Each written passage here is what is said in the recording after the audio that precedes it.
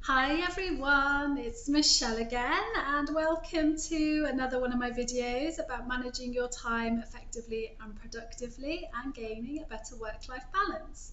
Now, today I'm going to be giving you some actionable tips to enable you to work more effectively.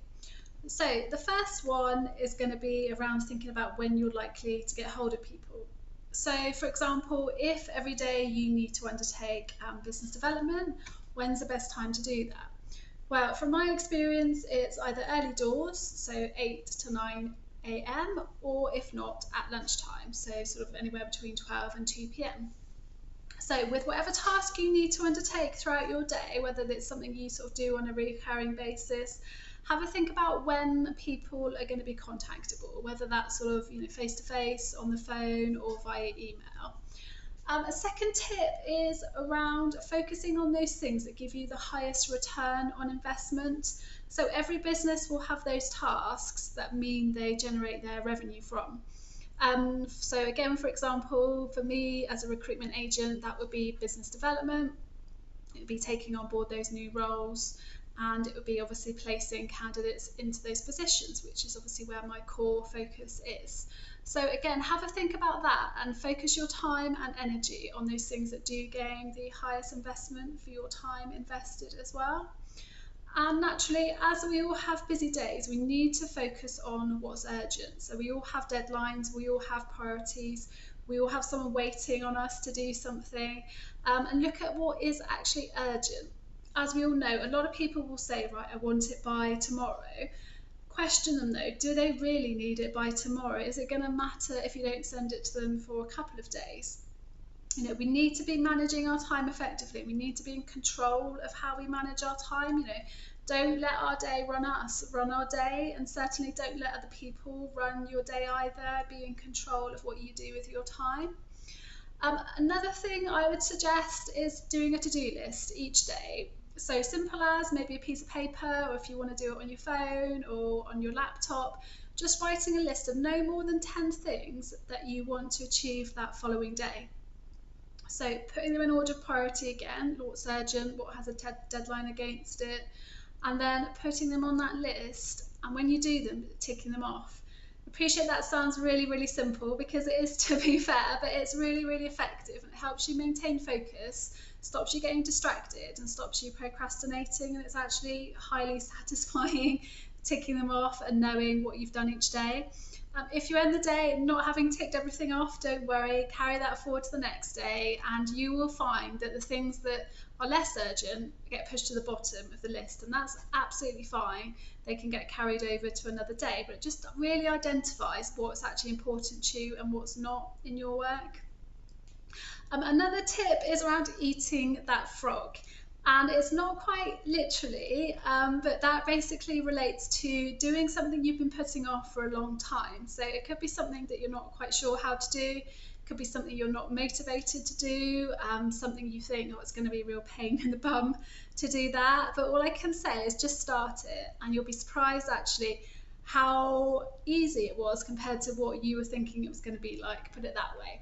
So don't procrastinate. The more we procrastinate about something we don't want to do, the hours just tick by, the minutes go by, and then we're left thinking, oh, I haven't actually achieved anything. So just eat that frog, basically. Now, my next tip is around eliminating duplication. And this is mainly to do with sort of data. So have all your data in one area, all your logins synchronized. So if you use your laptop, your phone, your tablet, for work, ensure that you can access all your accounts across all your devices, so they're all sort of synchronized and logged in accordingly, so to enable quick access as well. Another one, I'm just looking at my list because I can't actually remember, to be fair, but another top tip is get rid of your clutter. So again, really, really simple. Some of us like to live clutter-free, some of us like to hoard. But actually, I really strongly believe that sort of a clutter-free space gives us a clutter-free mind.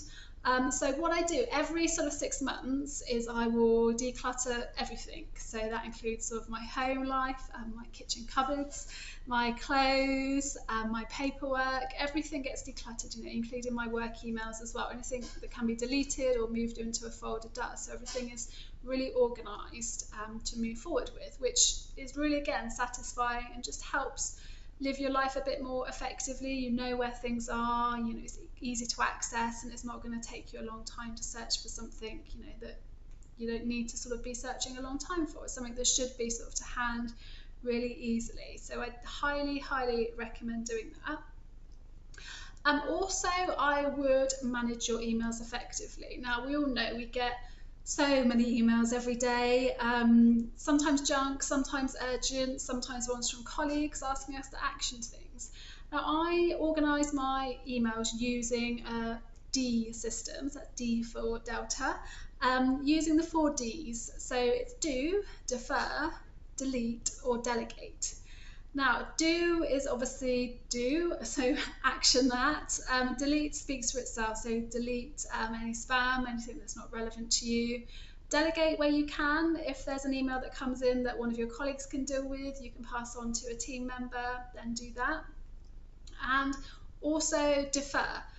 So if you get an email come in that states, you know, I need a response by X date, and that's not for another 2 weeks, then pop it in your diary to follow up that and do that sort of nearer the time again. So you're managing your time effectively and in accordance with when those deadlines need to be met.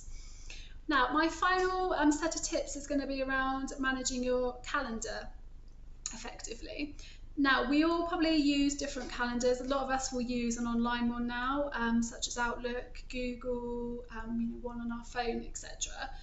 But what I would do with your calendar, every single day, I look at my calendar the day before, basically. So the night before, I look at what's coming up in my working day, and I will organise that sort of literally to the half hour. So I will even put in half an hour for lunch. Sometimes if I've got time, I'll put in half an hour for me. So that can be going for a walk, it can be reading a book, that can be doing some personal development, sort of listening to a podcast, etc. And actually colour code your diary as well. I know you think, oh, that's a bit extreme. Again, you'll be really surprised how that helps you. Just identify what you're doing each day. So for me, obviously that's business development, that's advertising, that's social media, sort of marketing, speaking to candidates, speaking to clients. And by colour coding, it enables you to apportion the correct amount of time to everything. So if you, for example, can look at your calendar quickly and see, well, actually, I can see I'm not doing enough business development, then you can change that really easily. Whereas if you're not even putting it in your diary, you're just kind of doing it as and when, it's harder to track then, and it's hard to sort of track and measure things that you don't know kind of are consciously happening. So basically you can't track what you don't measure, in a nutshell. Again, going back to your calendar, same with the diary, synchronise, same with the emails even, synchronise everything. So it's across all devices, ensure relevant people have got access to it. So whether that's sort of a partner, team member, your manager, just so people know your whereabouts. And again, you can help them manage your time so they're not contacting you when you're sat in the middle of a meeting, for example. And the final one, which I have sort of touched on briefly, but it's just make time for you. Again, it's so easy to sit and work and just crack on, basically, and not take time out for you. Was actually, it's really important, even if it's just a half an hour. Just take time out to refresh your mind, to do something that you want to do. Tomorrow I'll be talking about a time management technique which enables you to do this really effectively and to manage your time productively. So that will hopefully improve your efficiency and will enable you just to keep refreshed, shall we say, and not feeling drained after completing tasks. Anyway, everyone, I hope you found this video useful. Apologies for the lighting, it's suddenly gone really dark actually for some reason. But yeah, hopefully you can still see me, and I will look forward to speaking to you all tomorrow. Have a lovely day.